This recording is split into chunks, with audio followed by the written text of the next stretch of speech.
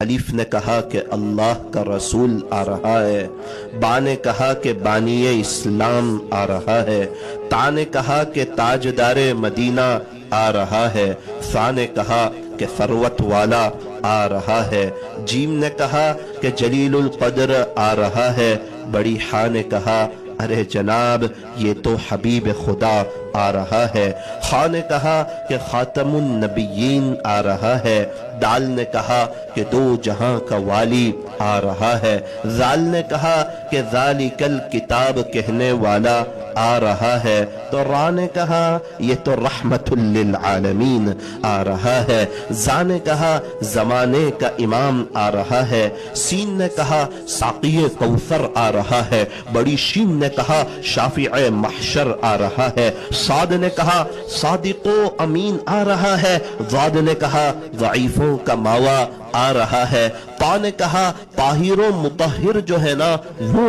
آ رہا ہے، تو ظا نے کہا یہ تو ظلم کو مٹانے والا آ رہا ہے، عین نے کہا ارے جناب یہ تو عرب کا تاجدار آ رہا ہے، غین نے کہا غریبوں کا ملجا آ رہا ہے، فا نے کہا کہ فقیروں کا مولا آ رہا ہے، بڑی قاف نے کہا کہ قرآن جس پر نازل ہوا نا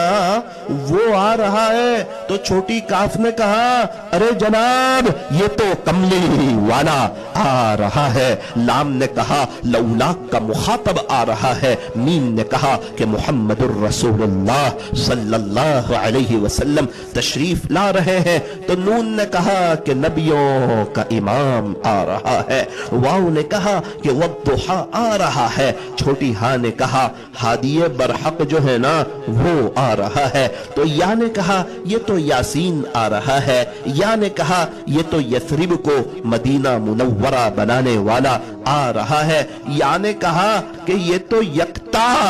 انوکھی نرالی شان والا